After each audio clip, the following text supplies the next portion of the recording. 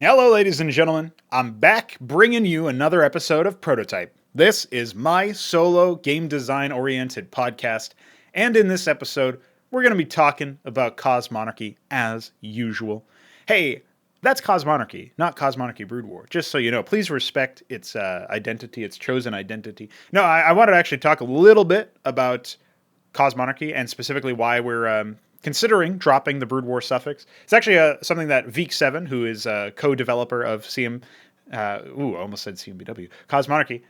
He's a co-developer at the No Frauds Club over here where I reside, where I preside, perhaps. And he's obviously been a homie for quite a while now, actually, many, many years. But one of the things that he had mentioned is that we should probably drop the Brood War suffix.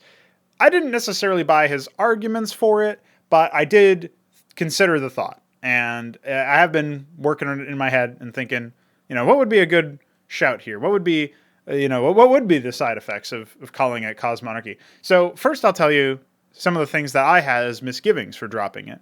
Cosmonarchy, if you're not aware, is actually the most ambitious project ever made within Brood War. It is for an older version of the game, the last major patch before the remaster came out, so it's version 1.16.1.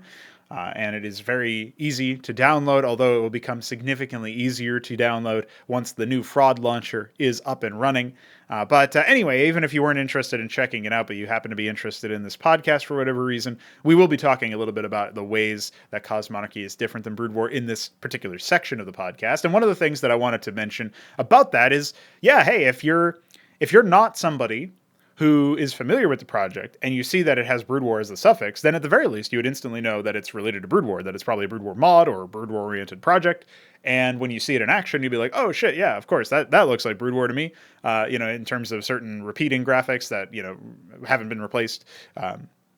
And many other aspects, like the fact that there's still Terran, Zerg, and Protoss. So the reason why I was mostly interested in keeping the Brood War suffix actually didn't have much to do with the immediate sort of branding or priming of the project. It was more the idea that if you see Brood War in the suffix, if you see Brood War in the project title, and then later on you see the claims that we make about how this is kind of the future of what we think the RTS is all about. This is RTS with more scale than Brood War, certainly more scale than StarCraft 2, more scale than any of these other RTS games that have come out recently that still have any element of individual significance to units.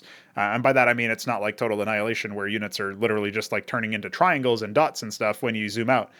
We don't want anything like that because that actually, it's weird to say dehumanizes, but I would say it reduces the significance of the units themselves to the point where it's just not nearly as satisfying to participate in battles from my perspective on that particular front. You end up with situations where you're essentially just shoving geometry against each other and hoping that like your geometry outnumbers their geometry. And I'm sure there's more significance and tactical nuance and stuff to the fights in Total Annihilation and similar titles, like Planetary Annihilation, I guess, was supposed to be a sequel to that, although I think most people think that that's a goofy game.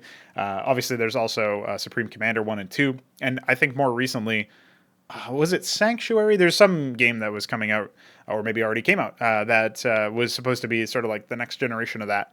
And their tactical map idea, where they zoom out and you see the whole planet, but it's just representing units by little shapes and stuff. It just doesn't do it for me. So we want scale. We want large scale battles. We want you to be able to control hundreds to thousands of units, but we don't want you to be arriving at that without earning it. And we also don't want you to be arriving at that while cheapening the value and worth of individual units, like by doing something like representing them in any way other than their in-game sprite. So when you're coming at it from a StarCraft styled game, a Brood War styled game, in that it's 2D, it's even beyond the visual representation of it, but just like the idea that it's about controlling initially small armies and scaling up from there. The idea is that we start off with a little bit of a higher scale, in that you start off with 100 minerals instead of 50 and 6 workers instead of 4. But for the most part, the idea behind Cosmonarchy, is that you get up to a higher level of scale on average in each game than you would in Brood War. And one of the reasons why is that you're no longer limited by supply, by selection limit, although, I mean, technically the selection limit is 252, but in theory we'll be able to look into improving that later on. It's just like, that's clearly good enough for now, since the original selection limit was 12, by the way. There's a lot of things that used to limit you that don't anymore. We improved a lot of the group movement for certain units, like if you massed Dracodons, which are the new name for the Dragoon. People remember Dragoons having really bad pathing. The reason why they had such bad movement was actually because they would move to different degrees. Like the amount of distance that they would travel depended on what frame in their animation they were in, which means that like some units would be trying to move a short distance while others were trying to move a long distance. And if you were trying to move a long distance and that distance was occupied by a unit that was only moving a short distance, you would then get busted. And as a result, you would try to path somewhere else. And that would lead to just a cascading effect of bad where they would just spin out. So that's no longer the case. And in general, a lot of the group movement for a lot of the units is much better. And so like, we also have one of the main, I think, alluring aspects to the project is the expansive tech trees, right? So we've removed upgrades, but one of the ways that we've sort of attenuated the lack of scale in terms of scaling your power is that instead of scaling your power by upgrading existing units, you scale your power by accessing new units. And those new units might complement older units that are of a lower tier, or they might just outright outmode those units, replace them with something better. And so this would be like if you were comparing the Maverick to the Madcap. The Madcap is a tier 2 infantry unit that doesn't have stim pack, so it accomplishes the role of the everyday fighting man infantry, man with gun type thing. It does accomplish that role, but it accomplishes it in a more, I would say, like standard way for Terran, where instead of being hypermobile with stim, they are something where they actually want to stand still because they gain ramping attack speed bonuses with every attack they fire without moving. And then when they move, that attack speed bonus starts to decline. And so it's almost like they can get more than a stim pack permanently without costing their health as long as they remain still, which actually makes them really good in anchors, which is the new name for the bunker, stuff like that. So, you can imagine use cases for it in the Terran arsenal. But that's what we do instead of having tiered upgrades, right? And so we go through this whole list of things that Cosmonarchy has. It's very different than Brood War. But the idea of referencing Brood War in the title tells you not only that it's from Brood War in terms of like it was built in it, but also that it buys into the idea that Brood War was the best RTS out there. And as we improve it and deviate further and further from it, will hopefully indicate to people that Brood War was actually not like the be-all end-all of the RTS genre, as many people believe it is, that it's simply the glass ceiling, and people haven't earnestly tried to break that ceiling, to go beyond where Brood War went. And one of the ways that we're trying to accomplish that is indeed by breaking the scale barrier, by replacing systems that reduced scale, that sort of inhibited the growth of armies and inhibited the idea that you could participate in very large scale excursions, where even if supply wasn't something that blocked you from building hundreds of units, if those structures ever went down, and in practice this is only ever a problem for like Terran, but for the most part, if the structures go down, then you can't build anything, right? And I guess I shouldn't even say that about the Terran thing, because in PvZ, if you get a good hunt with those Corsairs, you can just burst all of their supply out, and they can't train any units. So that's kind of sad. And yeah, when we're considering all of these factors, Cosmonarchy is very different than Brood War, but it still buys into a core tenet of Brood War, which is that. And I won't argue that this was intentionally designed by Blizzard, but essentially Brood War is king of RTSs from my perspective, because it represents this demand that you must handle the plate spinning, you must multitask, you must constantly shift your attention to different locations. And many modern RTS games, be it StarCraft 2 or the more recent ones like Stormgate and etc., they seem to have just automated away a lot of the friction, a lot of the systems that like force you to pay attention. Workers now have the contextual rally, which makes it so that they harvest resources when rallied to mineral nodes or whatever. And then that means you never really have to look at your base. Okay, well, then they try to balance that by making it so that they have larva inject. Oh, you got to push this button on cooldown so that you get your larva. Otherwise, you're going to be kind of lackluster. And this used to be a bigger problem, I think, in the earlier stages of the game. There is some competition for resources of like, do you inject larva or do you spread a creep tumor? But for the most part, Zerg players still garrison a queen in the area so that they can perpetually inject larva. But anyway, the point of that I'm making by that is like they recognized that there was a problem with not ever looking at your base. They even tested a while ago. I think might have been the Legacy of the Void beta, or maybe some pint in between or whatever. But they tested the idea of like having that fully automated so that it wasn't just busy work as a chore. And as a result, people really genuinely didn't ever really look at their base. You know, they had to look for supply. They had to look for building new structures. But for the most part, they were just like constantly fighting.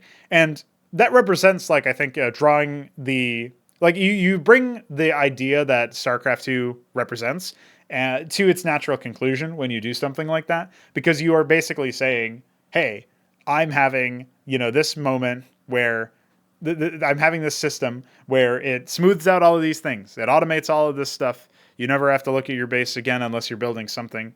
And that might even be the right choice. Like maybe it is true that it's all busy work and silly stuff, but you got to be aware of what you're losing in such a situation. And what you're losing in such a situation is irrevocably like a significant part of the RTS. It's, RTSs are all about having your attention sapped and drawn in very different locations and divided and constantly demanded.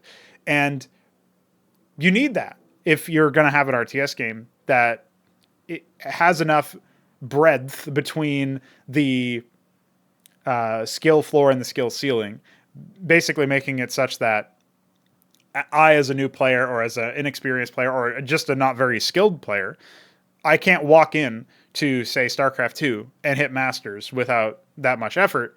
Well, that's true of StarCraft 2, and I'm not that good of a player. And so I don't really think that I should be given that rank. And, maybe you can make some argument like, oh, well, it's just because, you're coming into it in the end stage of its life and there's not that many people playing. Maybe that's true. That could very well be true. But it's still a little bit sad that I can get to like the penultimate rank in the ranked ladder playing a game that I don't fully understand, that I don't really even care about that much. And as a player who's crucially not that great of an RTS player, right? So coming away from that and thinking about it from the perspective of like what, going back to the whole Cosmonarchy thing, I think when we're looking at Cosmonarchy as a project, it's very different than Brood War, but I thought it was valuable to preserve the idea that we expect you to have your attention drawn and divided by many things. We don't have the contextual rally in. We thought about implementing it. We have code ready to go if we wanted to implement it. It's not a technical challenge, but finding a way to replace what we lose when we remove that, when we automate that particular interaction, that's the challenging part. That's the game design part, where if we're worth our stuff, we will be able to eventually achieve that sort of thing, right? And hopefully, provide an idea for that sort of thing. So, maybe we'll be able to revisit that in the future. But the main thing that I would just say is that as we're building out more content, as we're building out more more races and stuff, like we're working on the 4th race for Cosmonarchy and all this other things, it's only going to get more distinct from Brood War. It's only going to get more different. And yet it's still going to preserve, in many ways, the legacy of Brood War, in that it is carrying forward a new vision that is very much informed by what Brood War provided. And so hopefully, as I explain all of this stuff, it clicks as to why I was hoping to... I thought it was valuable to keep the Brood War suffix. But that being said, it is kind of sick to just call it Cosmonarchy. It is kind of sick to not have to refer to it as CMBW and just say CM. It is kind of nice to think of it as a separate entity. And I feel like it kind of has graduated into that, right? And a while ago, the other reason why it was made sense to call it CMBW is because we originally had Cosmonarchy as the title for the RTS game that we made, that we're planning on making in the Xibalba setting. But I think Cosmonarchy Brood War, or as it is maybe now known, Cosmonarchy specifically, I think Cosmonarchy has already kind of taken off, right? The mod has taken off, and insofar as it's really going to be quite hard to search for stuff and see, I'm going to search for Cosmonarchy the game, and instead you just get a bunch of hits for the mod, right? So that's going to be a little awkward for stuff like that. People are mostly going to be aware of it from the perspective of a mod. We'll just come up with a new banger name for the RTS game later on. So, with that said, I wanted to talk a little bit more about stuff related to Cosmonarchy, stuff related to the content side of it. In fact, this is actually mostly going to be a content-focused piece, but I did want to zero in at first on the idea of what is Cosmonarchy and why are we thinking about dropping the suffix, and hopefully it is something that was an interesting conversation, and it's nice to meditate on what your goals are and what your mission statement is. If the RTS is all about having your attention divided by many tasks, all of which demand your focus for at least a moment, and also some precision in that action, even if it's something as simple as clicking the mouse on the right resource node or on a resource node at all, indeed, so that you get the right order off, stuff like that. I feel like those are the building blocks for a successful game. Whether or not we can replace stuff like the contextual rally or like the units kind of spinning out on their paths or whatever, with the idea that, hey, we have something more interesting for you to focus on. Like, I think we can definitely do that for the pathfinding part, but can we do that for the worker and macro part of like looking at your base and stuff? I'm not 100% sure on that.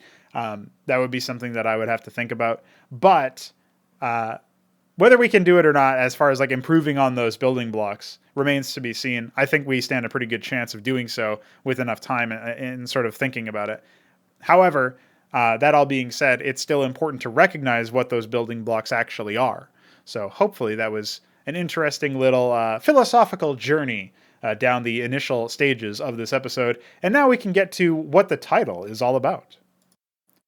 So, Anad's Greatsword is the name of my mapcrap submission, and mapcrap is the name of our community-oriented mapping tournament / contest, whatever you want to call it, where we have this sort of event.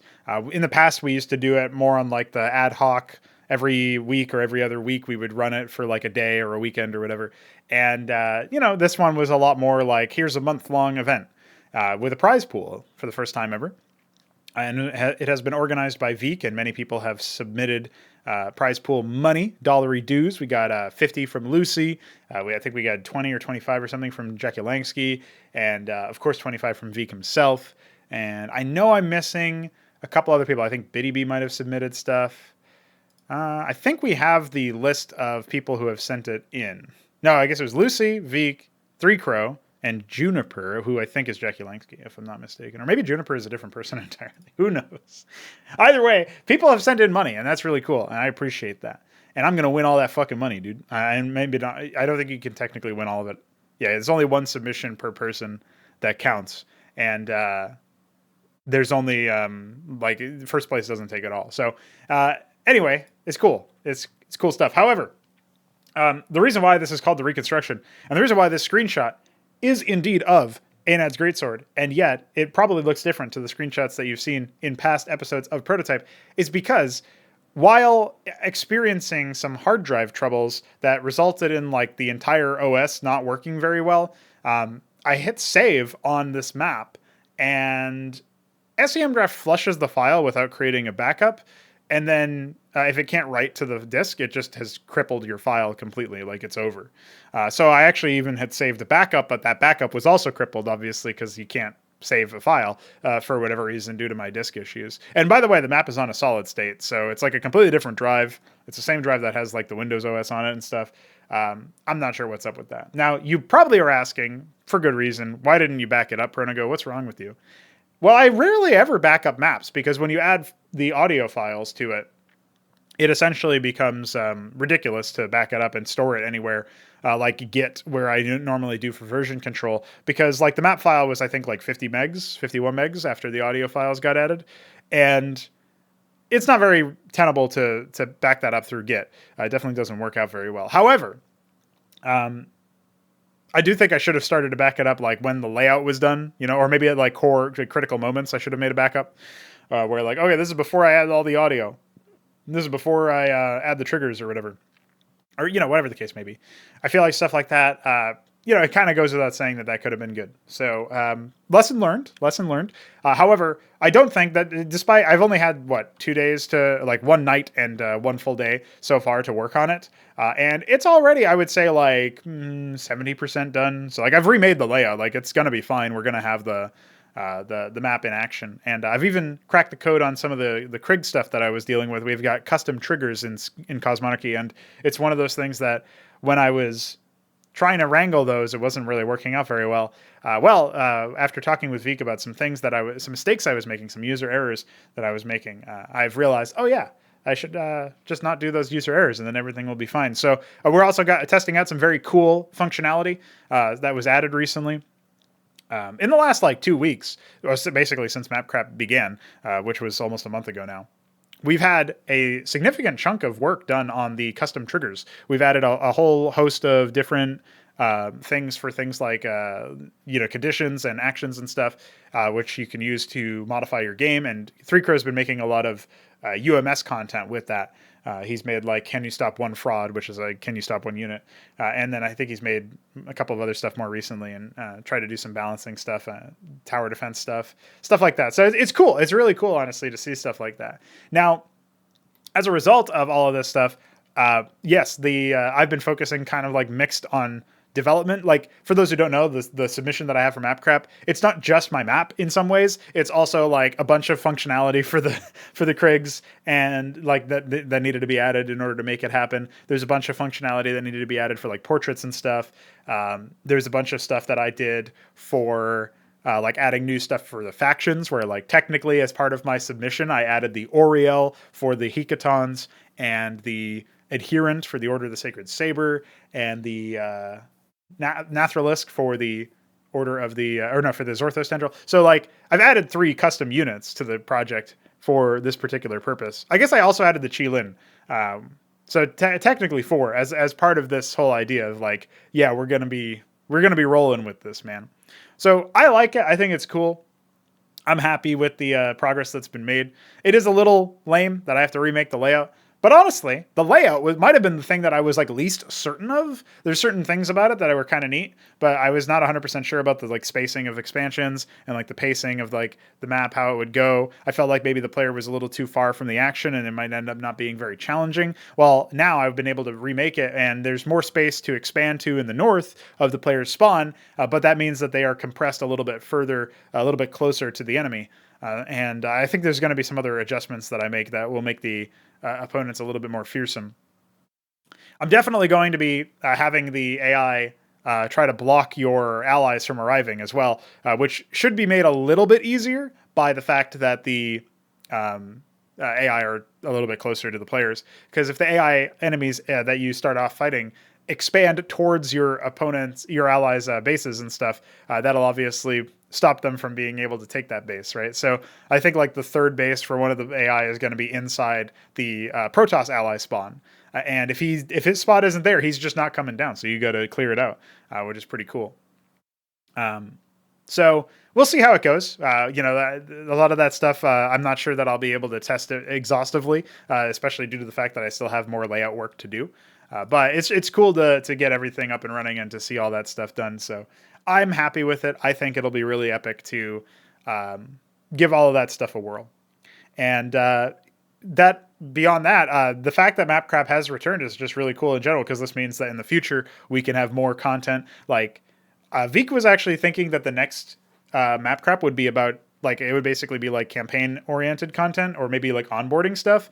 And I liked the idea of him basically saying that for the next mapcrap event, and he puts up $25 again or whatever for the prize pool. I don't know what we're going to do about that, because we got a lot of money this time around, and I don't think that's going to necessarily carry over. But anyway, I don't think that we'll get that much money every time. But the idea of the next mapcrap basically being challenging the community to build a tutorial or a beginner friendly mission or something, that could be really cool, right? And if we have a month to do it again, I don't know if that's it's always hard to decide on a time frame, because if it's a month, then you can slack off in the middle. I didn't really. I was pretty good at maintaining focus, but I'm definitely in the grind set now, considering I have to remake the layout.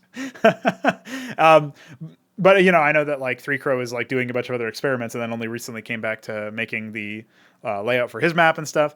And then I don't know about BiddyB, and I don't know about I think Shambler's already done, and he's been done for a while. So it's okay, we've got some people who are working on stuff. We've got some homies who are building out maps and whatnot. I don't know who else is even participating, because some of the people said that they were gonna, but then they wouldn't have time, or they got busy.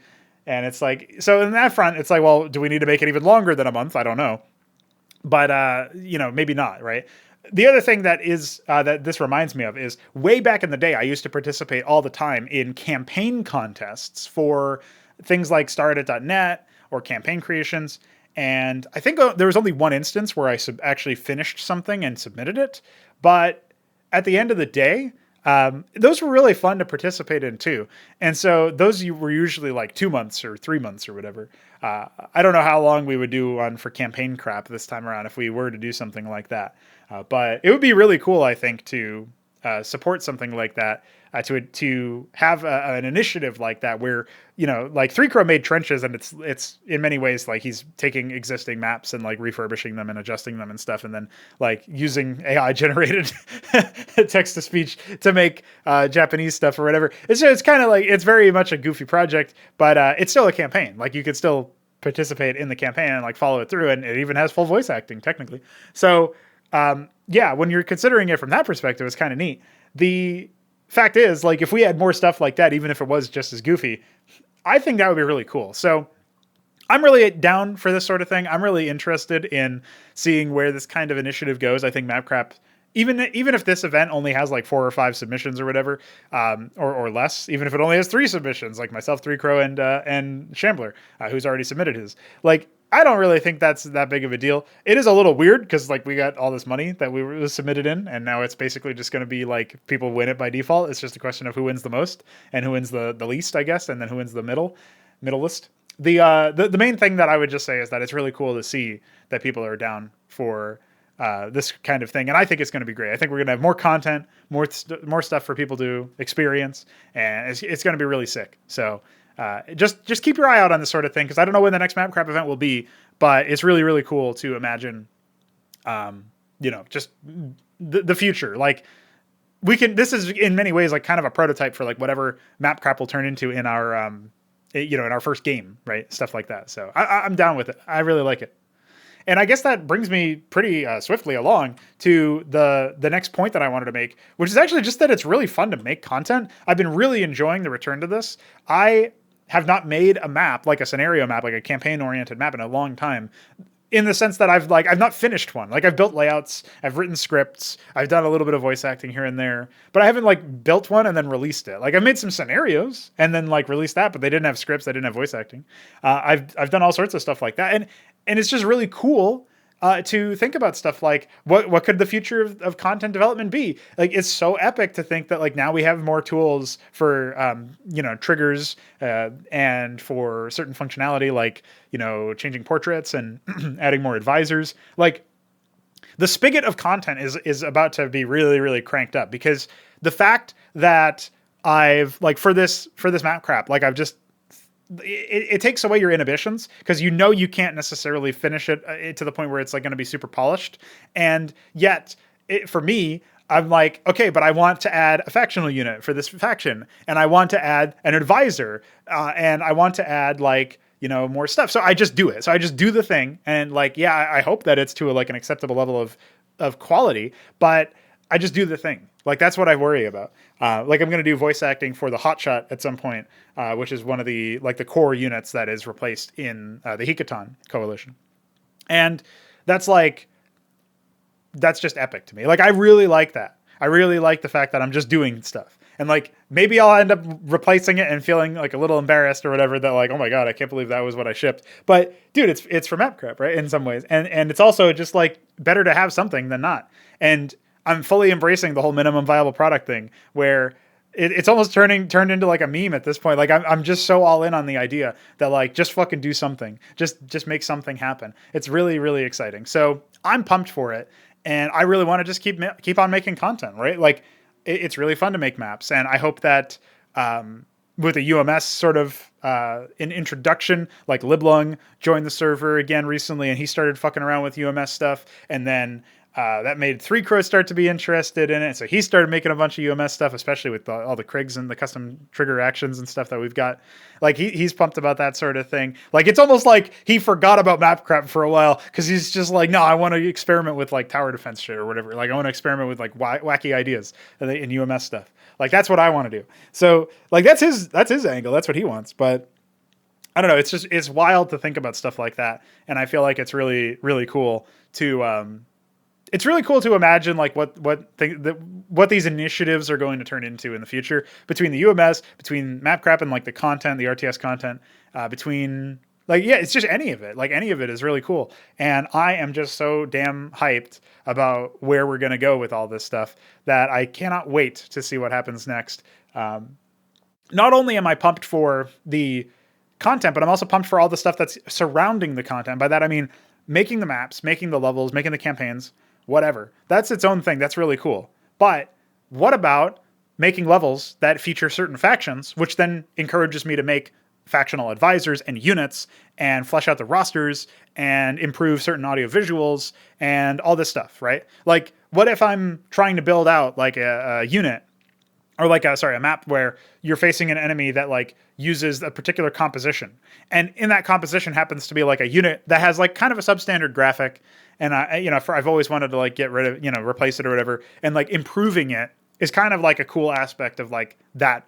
It might be something that I get encouraged to do, but because I made this map, like stuff like that will happen, and we'll just expand the possibilities of what Cosmonarchy has for content development and for just stuff in general by virtue of constantly trying to make more of the content to begin with, right? So, like, it's just really cool, guys. It's just really epic, and I really look forward to seeing where it all goes from here.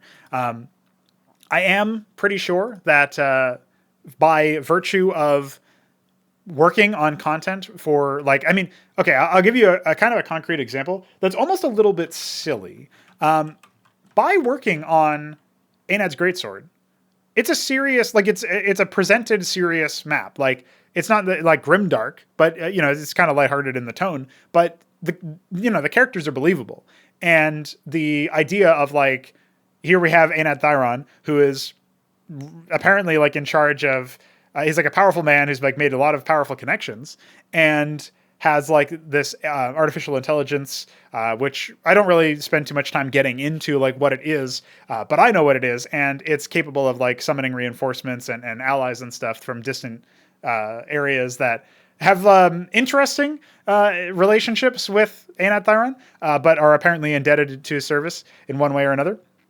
And they go through and, like they have like the Protoss ally that arrives, and then they've got a Zerg ally that arrives. And that Zerg ally obviously was an organ, and thus I had to voice act an organ for the first time. And that's another thing where it's like, by doing this mapcrap stuff, I was able to come up with some kind of presentation style for an organ, which means that we can now have concept talk for Zerg content. We can now think about making a Zerg campaign. We can think about how we're going to present the Zerg tutorial, for example, when we come to the scripting process for that. Like, there was always a little bit of resistance to even starting that because I wasn't sure where to go. Well, mapcrap removed the inhibitions, removed the resistance, because instead of worrying about, oh my God, like what if this isn't like nailed to the wall, like exactly what I would want and like super epic and good, I don't worry about that. I just think, okay, I need something. So what can I do that's going to be okay? Like, what can I do that I might be okay with? And let's explore that. And I'm not even sure how I feel about it, honestly. Like, I feel like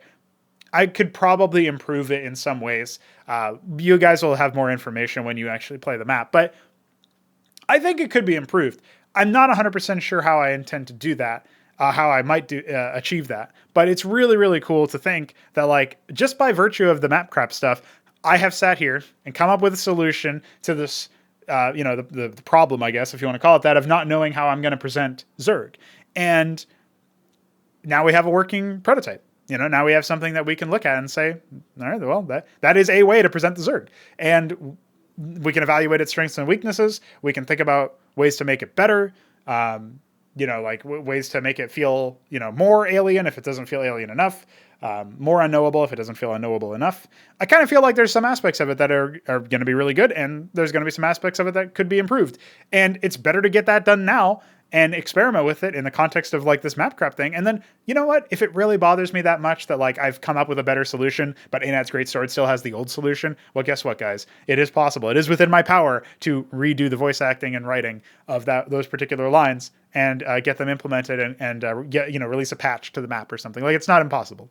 So with all that said, that's definitely something that I wanted to talk about, is like the whole Zerg thing specifically, because it's kind of been a long time coming. Like, it's pretty obvious how you would present the Protoss. Like, I've even made maps in the past where I have presented Protoss. I don't know if any of them are still releasable, like still playable or whatever, but I made a map called Cellbound where there was a Protoss, like a servant of the Alasara Pillar, which is that's a divine primacy sort of like, you can't really say faction or subfaction because those are like technical gameplay terms, but it's like a nation. It's like the equivalent of like a country or a nation or whatever.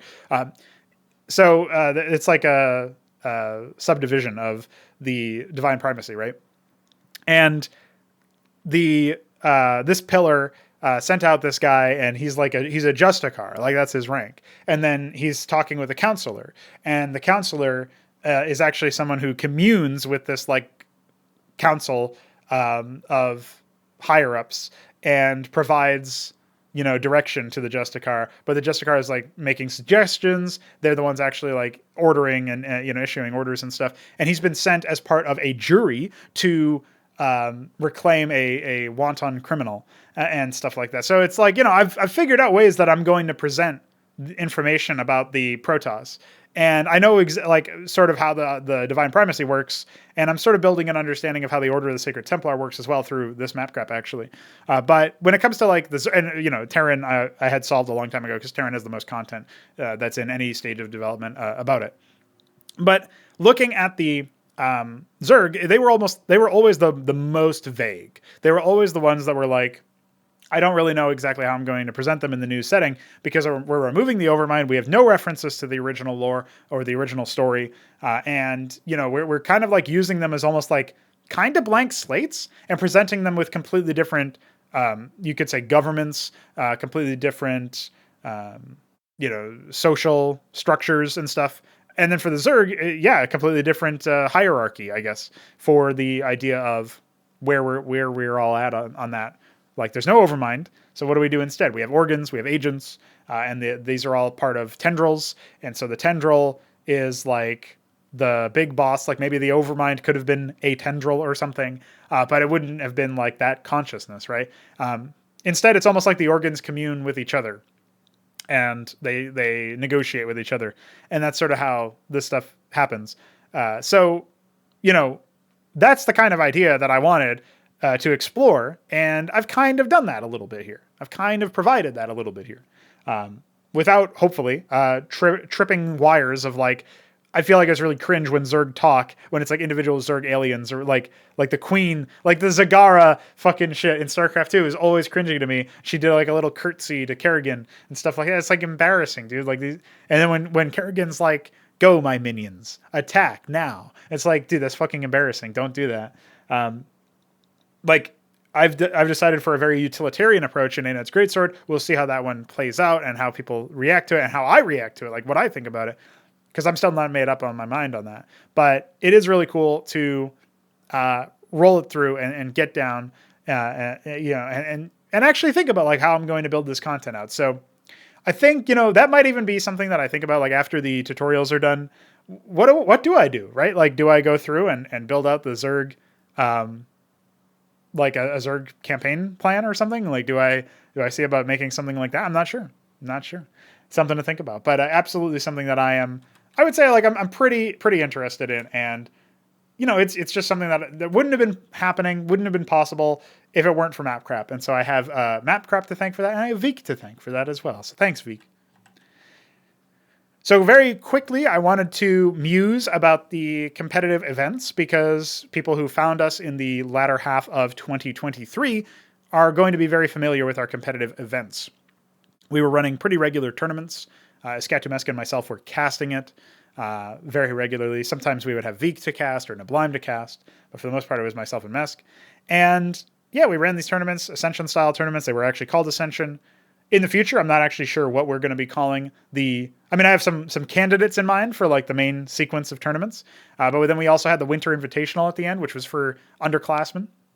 And I've been trying to wrangle the upperclassmen, the class ones, the competitive players that could very well smash everybody involved. But it doesn't really seem like they're that interested in, playing a competitive tournament right now. But you've got some people who are down.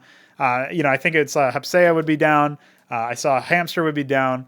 Nablime and the Shambler would be down. Unfortunately for Hamster, I don't know that there's anybody who can play with him. I thought maybe Mystery Meat would come in, or Sarcasm or somebody like that. Then we would have like a TZP group, and that would be really epic, because Nablime has actually switched to Zerg. So Nablime, Shambler, and Hepsea would be Zerg Protoss. And, Hepsea would just be like having flashbacks to his all Zerg group in Ascension 7, and then thinking to himself, like, fuck, what have I gotten myself into? But, either way, regardless of what happens with all of that, I would love to see a return to those events. But I will admit, like, I'm having a blast making the content. I did start off my career in game design, if you want to call it that, working on custom maps and working on campaigns and stuff.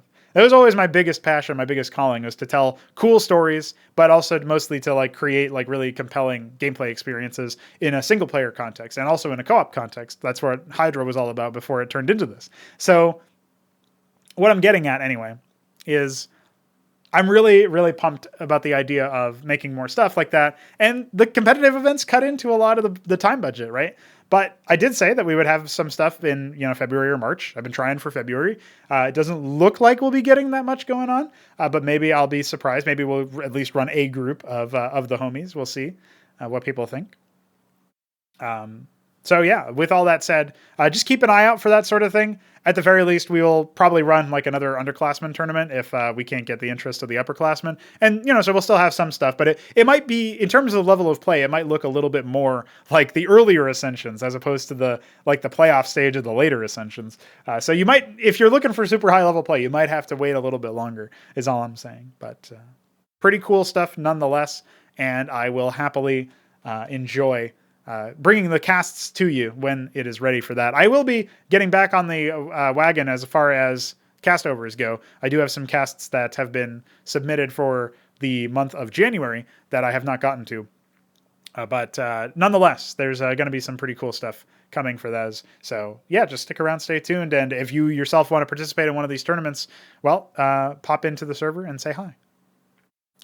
All right, I think that kind of brings us to the coffee questions. I was of mind to talk a little bit about tutorial and onboarding, but I think we'll save that for another episode because, it'd actually be better to do it on the next episode because the next episode mapcrap will be over and presumably I'll actually have resumed work on the tutorials by then because the tutorials are the next big focus. So just stay tuned for that and that's what you get. But when it comes to the coffee questions, if you are a big homie, a big money homie, and you are somebody who really likes to support people who give you value, then you can do that financially by going to coffee.com/Pronogo and Week7. There's a link in the description. And it's coffee spelled KO-FI.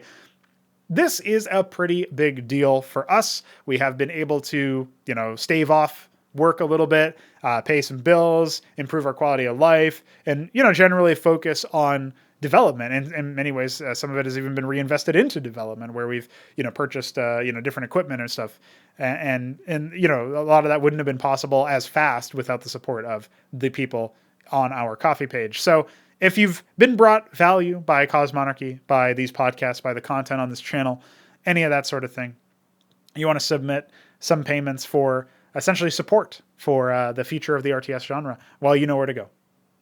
And up first, we have Myrian's question. Myrian asks, how would you go about designing a real-time tactics game? Also, what do you think of real-time tactics games in general? So this is an interesting question because when it comes to real-time tactics, I used to have a very negative view of them, I guess you could say. I was never super fond of them. I'm trying to remember what my major gripes with them were. I think the RTTs to me, I think of Warhammer 40,000 Dawn of War 2, and I think of Company of Heroes 2. And I think about those games in a negative light because they were marketed as RTS games, not RTT games. And that was probably my main gripe with them. I think as a concept, basically real-time tactics being the idea that you don't have the strategic element of like building a base and stuff, or if you do, it's like very heavily limited. Honestly, like I kind of think of like Halo Wars and Halo Wars 2 and Battle for Middle-earth. I can't remember if it was 1 or 2. I think I only played 1, so I guess 1. Where you have like fixed locations you can build bases in instead of free-form base building. I kind of think of those as RTTs as well because it's like very heavily gated as to like what you can actually do. But they probably don't fit like the more explicit definition of the term. I would just say I think it's because I'm like an RTS man. that is always where I'm at. That's always where I'm comparing it to. I'm thinking to myself, like, dude, I need, I want the strategic component. I want the scale component, like scaling up. And I was never a fan of the idea that you like remove or reduce a lot of that. I think you can, like, there's some interesting things you can still do with the genre. I believe Company of Heroes 2 and many similar games had the whole control point capture thing. So in a way, it's kind of like, okay, we might not be able to build new structures, but if we capture this stuff, we get more resources or, requisition points or whatever so that we can get more troops on the field. So there's still like an element of macro. It's just like, it's done through action. It's done through map presence. It's not done through like separate base building and resource collection. So in that way, it's like, okay, we're trying to secure things on the map using our troops, using our units, and that's how we're handling this. And like, okay, that's a little bit separate. That's kind of interesting as a concept. I don't know how I feel about it overall as like a replacement for the standard macro, but I would say, so if I had to design an RTT, right? How would I design it? Because that's like the main question. So I've kind of answered what do I think of them? I feel like they generally do feel like they're less than an RTS. Like they're almost an RTS, and then they just like remove the system. It's like, oh, well, I guess not that different than the micro missions. But okay, I'll tell you about this. So I thought in the past of like building a map where you were like, I thought of back in the Hydra days when I was envisioning a co-opable, larger scale version of the Jacobs installation, which was that's the mission of the fourth mission of the Terran campaign where Raynor goes into the facility. I thought of a way like, what if we keep an aspect, or in spirit, we keep part of the idea of this being a micro mission by having it so that the Raynor player makes the, like, he's inserted into the facility. He makes the breach into the facility, and then like the macro player can build troops and send them into different locations to like give those troops over, right? So upon entering the facility, they'd be transferred in control. The thing that I thought was kind of interesting is, what if you had that idea, and like, by the way, like as the player progressed through the game, through the facility, the Raynor player would unlock more doors, and those would be like more reinforcement points that then, like the macro player could like send more units through or whatever. But the macro player would also be busy like trying to defend from the Zerg on the other side. So if they don't play super well on the defense, then they can get overwhelmed outside of the facility, and then it's just like, it's kind of like up to the Raynor player to like make things happen, and that's kind of spooky.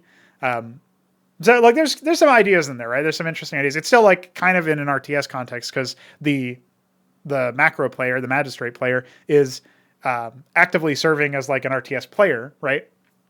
While the micro player is like playing an RTT, I guess, in a way, but they're not really like responsible for sending resources back out or whatever. So like you'd probably incorporate something like that in. So I guess my RTT idea would be, I don't know if you would have a human player be able to take the role of the macro player, but like, I'll take another idea that I had in the Hydra days when I was thinking about what the Hydra version of the UED would be, when I was thinking about giving them their custom tech tree and stuff. And my concept for it was that the UED would have like flagships, these like mammoth sort of spacecraft that would essentially be like assault platforms. And so that's where all of your troops would come down. They'd be teleported down. They would be, trained in en masse, and you'd basically be able to deploy them to a structure. All of your factories, all of your production structures were warp pads of different sizes. And so the basic warp pad for infantry could get like, 2 infantry at once or something, right? But they would like train at the same time. And then like a bigger pad might be able to get up to like 5 infantry or like 2 vehicles or something, right? And so like stuff like that would be kind of how you would go about it. So I'll take the Raynor idea of like in being inserted into a facility, and be kind of like beholden to a macro player. And I'll take them, instead of there being a macro player, there's the orbital platform that is sending troops down and stuff. And so I'll take those two concepts and kind of like unify them. And so what I'll say is, you've got troops in the sky in orbit, right? You've been dispatched to, look for resources, look for points of interest, clear out hostiles, whatever your goal is. Maybe your goal, changes depending on the mission and depending on like the enemies and stuff. And so you're deployed to the surface with, whatever your starting forces are. You'd probably have like a way to choose that. And you probably would have a hero or something like that, because I think in this kind of game, it's not really the end of the world if something like that happens. Especially if like it's not a defeat condition, but it's just something where if they fall, you might have to, they like evacuate or get warped back up or whatever. And maybe you can redeploy them at some point for like a heavy expense. So stuff like that could be a possibility. Anyway, my thinking is, you'd have things to take and hold. You'd have things that you can reactivate. You would be able to drop down defensive structures. You'd be able to drop down utilitarian structures. You'd probably need to drop down like warp pads just to reinforce to begin with.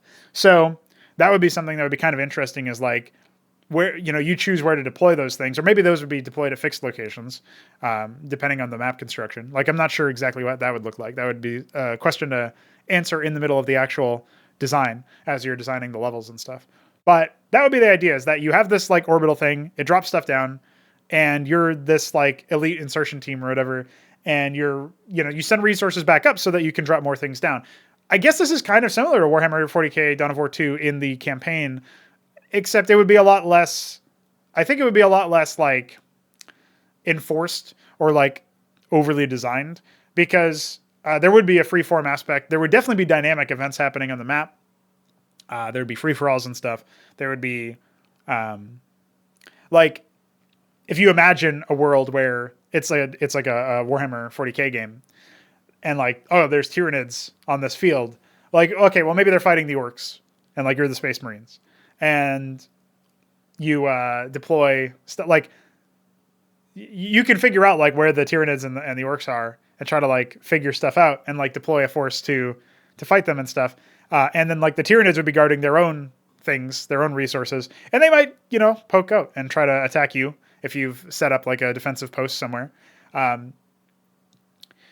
And yeah, so like, I guess maybe the defensive structure idea would actually be more of an offensive structure idea, because you would deploy it, like you'd probably be deploying it while sieging an area. There might be like an attack wave that you scout that's coming in from a certain angle, that maybe then you would deploy a defensive turret somewhere. So that could be kind of interesting. But anyway, that's probably something like what I would do, is the idea of providing this concept of there being orbital craft that sends reinforcements and supplies and stuff like that down, but you have to send it resources and, objects of interest and stuff. And they're probably, I guess, like, I don't know. This turned into not really that much of an original idea now that I think about it, because it kind of is 40k Dawn of War 2, right? It kind of is Dawn of War 2, but Dawn of War 2 was really bad. It's really boring, and the scale was really small. And I think in an RTT you can actually afford to get a pretty high scale, because you don't have to worry about anything else. Like, you can actually focus on ordering, using a lot of units. So anyway, I guess I'm thinking about just designing a better Dawn of War 2. But hopefully the way that I got to that conclusion was hopefully interesting and gave you some insight into what my design process would be. Hope you enjoyed that question, homie. We're going to move on to Shambler's question. He asks, if you had to bring another minor Xibalba race into Cosmonarchy Brood War to serve as a fifth faction, which would it be and why? So this is obviously in reference to the fact that the Askosi, which is the forthcoming fourth race for Cosmonarchy, is, they are originally from Xibalba. They are one of the races that make up the Embra seat. So first things first, let's open up the Xibalba page, because I am interested in looking through those regencies. Our name for the races in Xibalba is the Regency. The interesting aspect of the Regencies, right, is that in general, they are far superior in terms of technical prowess and capacity than the like the level of technical power and stuff that you'll see in StarCraft, and indeed even in Cosmonarchy for the races there. So when we're comparing them, we would need to pick something where it would make sense to include them, but it wouldn't totally upend the balance of power, and this race wouldn't essentially, like, I would make them balanced from a gameplay perspective, but I wouldn't want that to misconstrue or like misrepresent them, right? So that would be a thing. Like, if I was going to add another race to Cosmonarchy, it might be an original race as opposed to something taken from Xibalba. It might be a race from Onatar. It might be a race from, the from Pangea or something. Like, it might be a race from one of the other games that I've been working on, as opposed to a race from Xibalba. But since the question was about the Xibalba thing, because I was thinking like I could totally see Blood Summon being added or whatever, they would definitely be unique on that front. I guess we might think about adding the rune. The rune could be an interesting addition. And I guess it wouldn't be that bad if they were like, if they didn't deploy all of their technology or whatever. Maybe this is like prior to them developing so much technology or whatever. Although they were kind of invented, so it's a bit of a stretch to say that. But anyway, maybe the materials in this sector are not as tough as and useful as the materials that they craft their technology from in Xibalba itself, and that could be like the excuse for why they're brought down to a lower level of power, because they are dependent on materials. So it's not really the end of the world in that front. You could maybe see the Dossier, the second part of the Macro Das, that sent out as agents to find out some information. And then maybe you could even have like a couple of overseer units from the Macrolon that would make it an appearance as like the end game tech for the Dossier. That could be kind of interesting, right? So we got two different candidates there. I was thinking about, could we do something like the Resellium, but I feel like their technology would be too powerful. I mean, technically, we could always do Kolopoazos. It's not like the end of the world because they thrive on chaos, so they don't really care that much about like they don't want to win by exterminating everything. That's not their goal. So they would change their power level, whatever. They don't care. Like, sure, yeah, make it so that it's more of a competition because that's more interesting to them. So it could be them, but I feel like they're a little bit high concept. I don't know. And technically, by the way, you could always do Gadamemter because Gadamemter is entirely subservient to or beholden to the power levels of whatever whatever becomes Gadamemter, right? So if it's taking over Zerg, Terran, Protoss, Askosi, whatever, that's going to mean that it's going to be at that power level, right? It's kind of by nature. So yeah, so I guess technically, like, we've got two that are unlikely candidates that I probably wouldn't do, which would be Gadamemter and Kolopoazos. And then we've got some interesting ones, which would basically be like taking the rune, which are dependent on the materials, the Dossier, which would have some Macrolon Overlord units that would be like tier 3, tier 4, or whatever. And then I guess the other thing to think about is actually the Diridris might not be the worst choice, because the Diridris are part of the Omindris, and the Omindris is the unification of the Omindir, which are these onyx serpentine things that are they're just like made of like they're of the earth, they're of material, and they're basically metal spawn. You can think of them as, and they are subservient to the Diridris, who are assumed to have taken over the original creators of the Omindir. Like, they've dominated them or destroyed them or whatever. Maybe the Omindir ate them. Maybe the Omindir just outlived them. But either way, the Diridris are now the ones that set the tune. And the Diridris are kind of like, you can kind of think of them as like, the Askosi are like lizard folk. You can kind of think of the Diridris as bird folk, but it would be a little bit of a simplification. They don't have wings, but they do have like exaggerated facial features, and they also have a lot of their flesh is really weird. They were evolved for perpetual wind, which means that they, like, where they came from, they they don't have sight. They're blind, and the wind that the wind of their home world essentially resulted in their flesh being like very pocketed and like wind almost flows through them in many ways, and their face and their extremities. So they're definitely a weird fucking like organ. They're a weird organism, but they have this really ancient technology from when they were still able to see. That they had fashioned, and so that ancient technology, which again is a bit ancient, is always a bit of a buzzword. So I think I tried to avoid even using it in the description of the war efforts.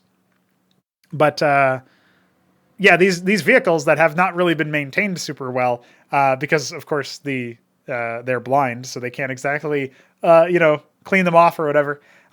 They stood the test of time, that's for sure, and these weathered war machines are something that would probably be really, really powerful. So even without the Omindir, I feel like the Diridris would still be kind of like out of whack if we tried to use them. So I don't know that they're particularly likely, but I suppose it wouldn't be the end of, like, it wouldn't be super crazy if they were added. So I'm not sure about that one. There's technically another option.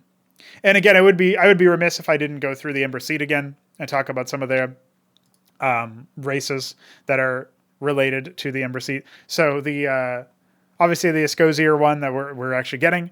The Retons are a little bit too similar to humans, I think. So I probably wouldn't want to add them. They do have differences, but like pretty significant differences actually. But from like a raw perspective, I'm already a little bit worried that like the art direction of the Askosi and the feel of the Askosi might feel a little bit too similar to Terran for my liking. So that's its own thing that we're going to have to figure out. There's the Rilliar. The Rilliar wouldn't actually be that bad of an idea. They're kind of like they're very they're diminutive. They're not as tall as like the average human. They're like not exactly like halfling tall. They're a little bit bigger than that, but like, closer to that than closer to human, I think. But the Rilliar are just weird. They just have like really weird oddball technology, and they're just a little bit bizarre. The Pr0totype are probably even more so, but the Rilliar at the very least have like utilitarian tech, whereas the Pr0totype, who are lanky as opposed to short, they are the ones that are like they're very bizarre, man. They're like Cyclops in some ways. They're like I'm pretty sure that I decided that they only have one eye, but they have some weird way of dealing with depth perception. So I can't remember off the top of my head what that was. I think they, for the most part, they're like gnomes, I guess, in that they have like really good technology. So if you were trying to like relate them to tropes from fantasy and sci-fi, they're kind of like space gnomes, I guess, even though they're not short. The Rilliar are the ones that are like, I guess you could kind of think of them as space goblins, where they have like, what's the term when you have something where it's like I guess they're crafty. Like they can make use of stuff. Like they're unconventionally efficient, street smart in that way. So they can MacGyver stuff if they need to. But they're not necessarily like super advanced in terms of tech. It's more like they can make do with minimal stuff. So anyway, I guess like neither of those two would be that bad of a shout for adding. I would probably lead towards the Pr0totype, because they're just weird and that would be kind of cool.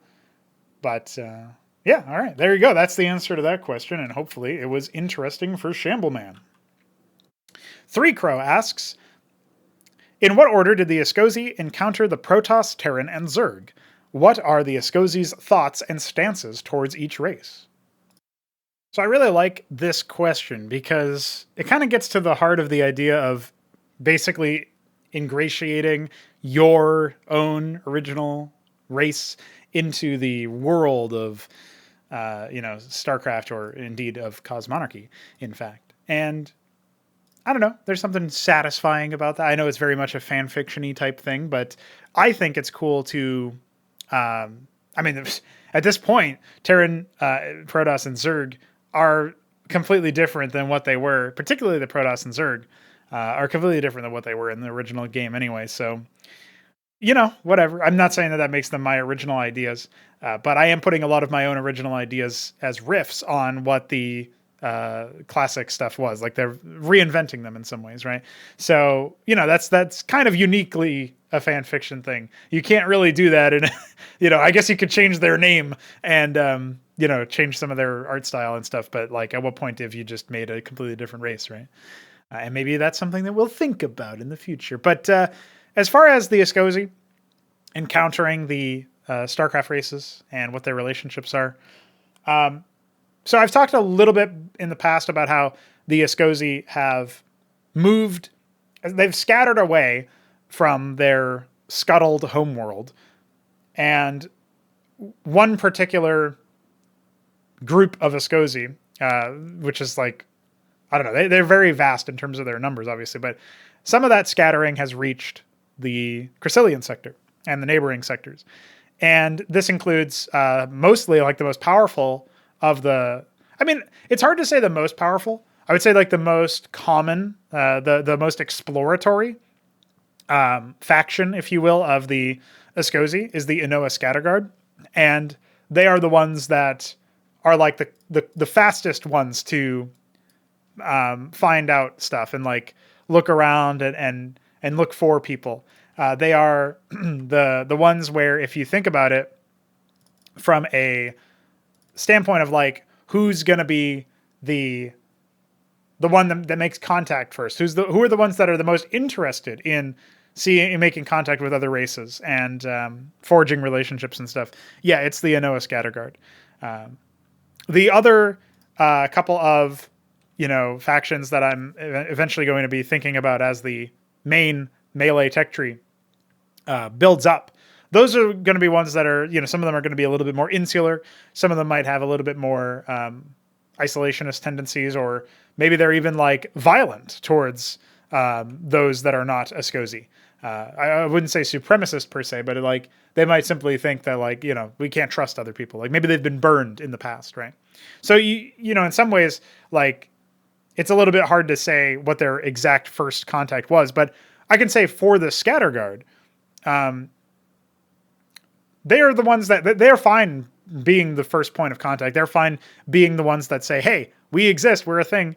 Hi, we would like to, make contact with, make diplomatic contact." So they're actually not super violent. They don't just rock up and be like, "Oh, this is our territory now. Fuck off." Maybe some of the other subfactions might end up being more like that, but the Scatterguard at the very least are not. The Inoa Scatterguard are not. And so, at least for the Terrans and for the Protoss, they definitely would have attempted diplomacy. I imagine they would have attempted diplomacy with the Zerg too, but you can't really do that, can you? So the Zerg, I think the first ones that they would have found might have actually been the Imicrenia tendril. And the Imicrenia tendril is the one that's all about infestation. So that would be a pretty horrifying first contact for Zerg. I mean, any first contact with Zerg is bound to have some element of terror. But if they're also taking over your guys at a higher rate than the regular Zerg do, I mean, that's kind of spooky. So I would just point to that and say, like, yeah, if the Inoa Scatterguard first made contact with an Imicrenia tendril, an organ or a group of organs that were really specialized in infestation, they probably wouldn't be too forthcoming with the idea that like, oh yeah, these guys mean well. Like, no, that's probably pretty fucking terrifying, actually.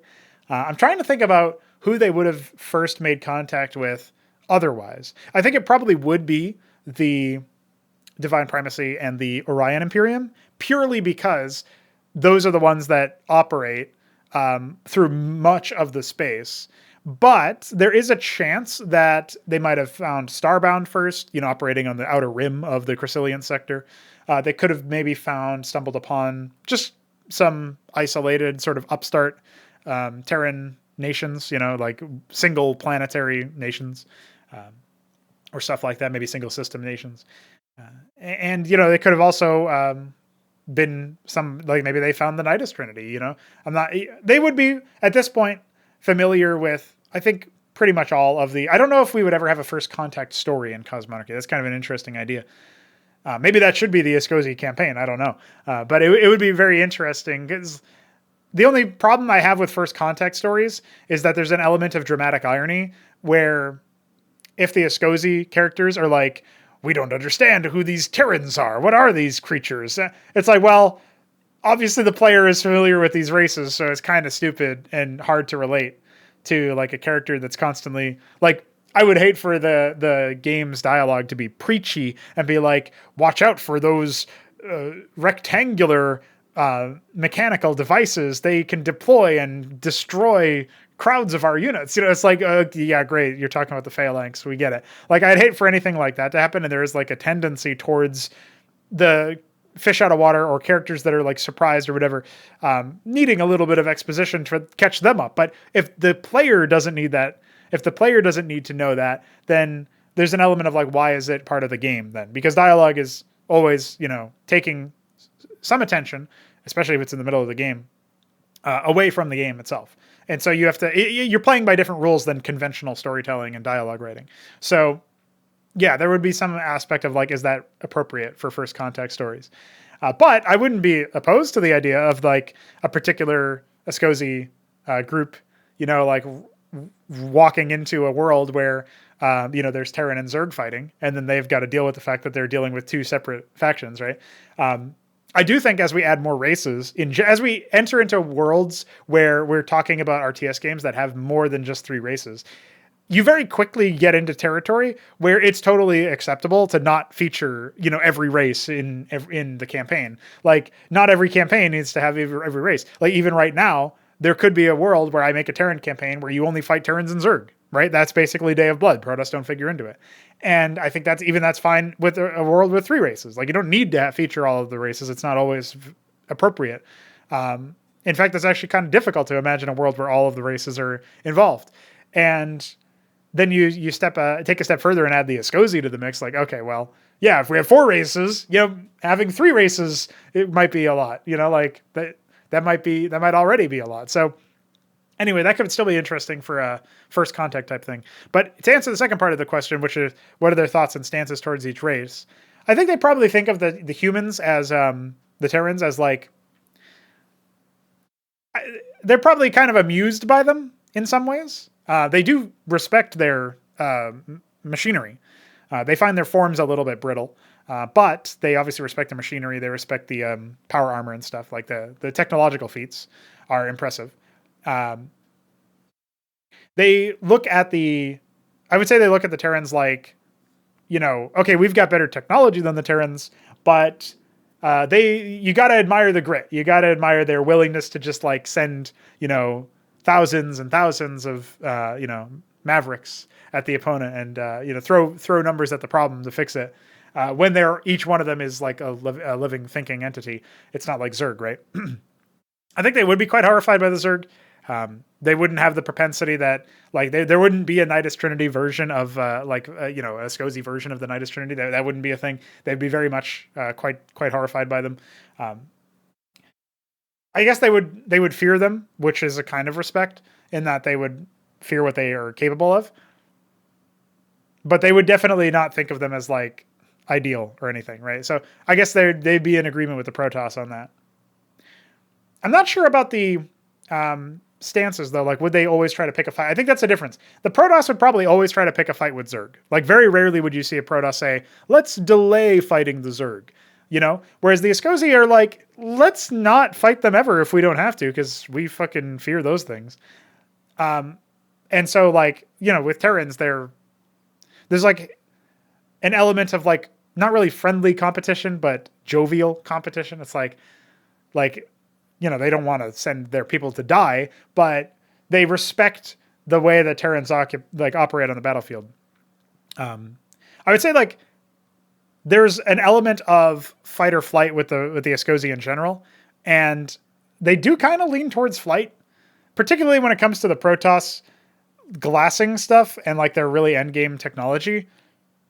They don't really like the idea of burning a world and there not being nothing to salvage. Like, the Askosi are all about, in many ways, salvaging and like being crafty and stuff. So if you're just going to destroy the surface, that's going to earn you their ire for quite a bit.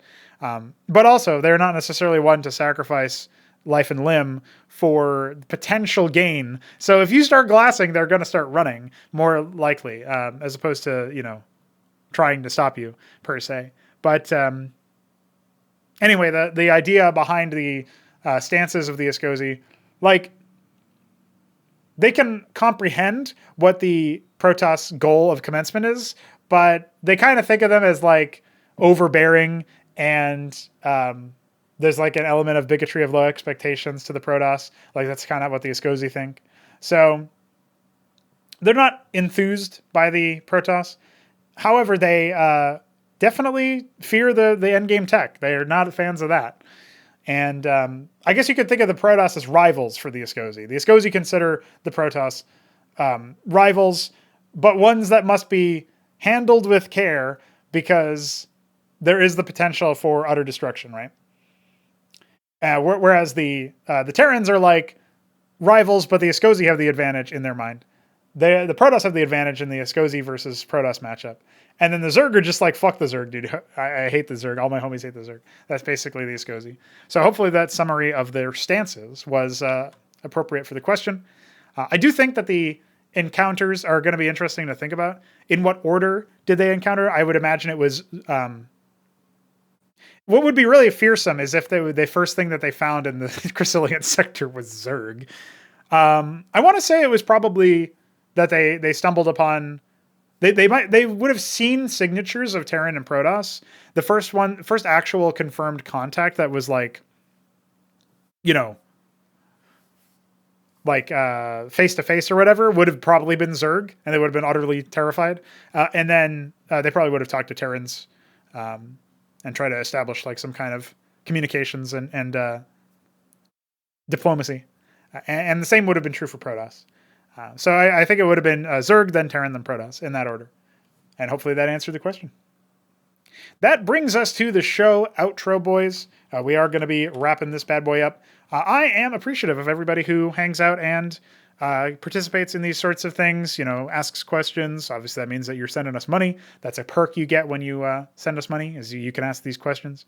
And I appreciate that. Thanks for hanging out, guys. Thanks for being a part of Cosmonarchy. It's really cool.